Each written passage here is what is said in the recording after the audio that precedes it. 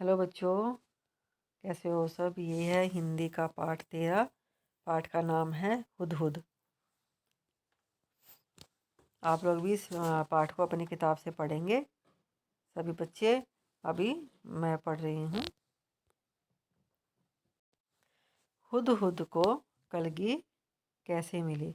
एक बार सुलेमान नाम के बादशाह आकाश में उड़ने वाले अपने उड़न खटोले पर बैठे कहीं जा रहे थे। बड़ी गर्मी थी। धूप से वह परेशान हो रहे थे। आकाश में उड़ने वाले गिद्धों से उन्होंने कहा कि अपने पंखों से तुम लोग मेरे सिर पर छाया कर दो। पर गिद्धों ने ऐसा करने से मना कर दिया। उन्होंने बहाना बनाते हुए कहा, हम तो इतने छोटे छोटे हैं, हमारी गर्दन पर पंख भी नहीं है, हम छाया कैसे कर सकते हैं। सुलेमान आगे बढ़ गए। कुछ दूर जाने पर उनकी भेंट हुदहुदों के मुखिया से हुई। सुलेमान ने उससे भी मदद मांगी। वह चतुर था। उसने फौरन अपने दल के सभी हुदहुदों को इकट्ठा करके बादशाह सुलेमान के ऊपर छाया कर दी। सुलेमान बोले, मैंने गिद्धों से भी मदद मांगी थी, वे मेरी मदद कर सकते थे, पर उन्होंने मेरी मदद नहीं की। तुम गिद्धों से छोटे तो हो, पर चतुर अधिक हो। तुम सबने मिलकर मेरी सहायता की है। मैं तुमसे बहुत प्रसन्न हूँ। मैं तुम्हारी कोई इच्छा पूरी करूँगा। बताओ तुम्हारी क्या इच्छा है। मुखिया ने कहा, महाराज, मैं अपने सभी साथियों से सलाह करने के बाद अपनी इच्छा बताऊंगा। मुखिया ने साथियों से सलाह करने के बाद कहा, महाराज, यह वरदान दीजिए कि हमारे सिर पर आज से सोने की कलगी निकल आए।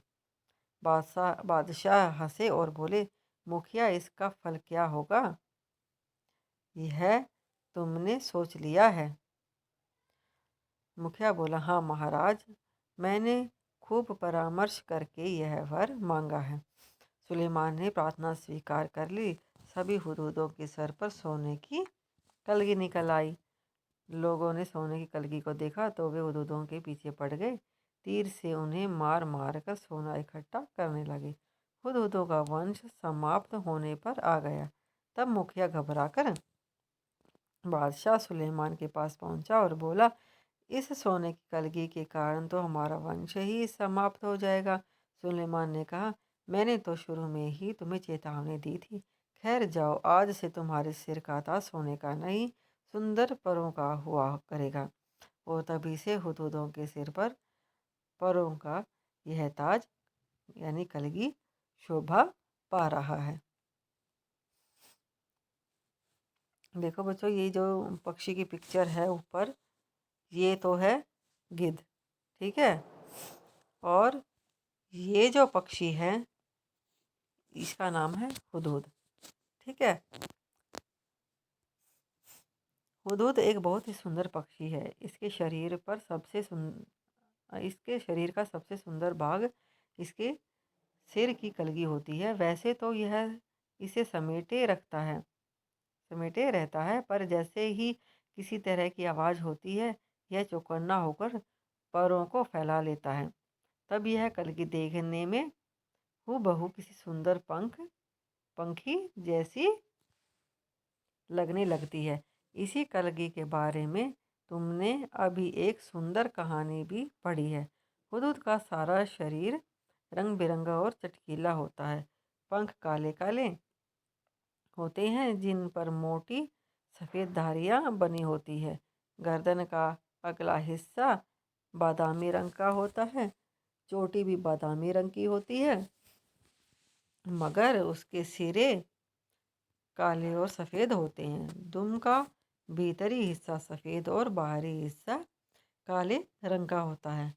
चोंच पतली, लंबी तथा तीखी होती है। इस चोंच से यह आसानी से जमीन के भीतर छिपे हुए कीड़े मकोड़ों को ढूंढ निकालता है। इसकी चोंच नाखून काटने वाली नहरनी से बहुत मिलती है और शायद इसलिए कहीं कहीं इसे हजामिन चिड़िया के नाम से भी पुकारते हैं। हुदहुद हमारे देश के सभी भागों में पाए जाते हैं। तुमने इसे अपने घर के आसपास अपने तीखी चोंच से जमीन खोदते हुए अवश्य देखा होगा। बोलते समय 3 बार हुप हुप हुप सा कुछ कहता है, इसलिए इसे अंग्रेजी में हुप ऊ कहा जाता है। हिंदी में इसे हुदहुद कहते हैं।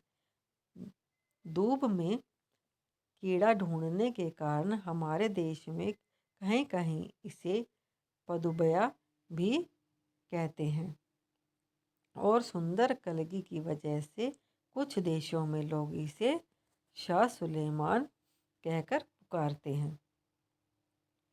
मादा हुदहुद 3 से 10 तक अंडे देती है। जब तक बच्चे अंडे से बाहर नहीं निकल जाते वह अंडों पर बैठी रहती है, हटती नहीं। नर वहीं भोजन लाकर उसे खिला जाता है, पर दोनों में से कोई भी घोंसले की सफाई नहीं करता। संसार के विख्यात पक्षियों में से एक है यह हुदहुद। यह अपनी सुंदरता के लिए तो मशहूर है, पर इसे पालतू नहीं बनाया जा सकता और न ही इसकी बोली में मिठास है। अब आप लोग ज़रा ये पता कीजिए अपने घर के बड़ों से कि इस पक्षी को आप लोगों की भाषा में क्या बोलते हैं।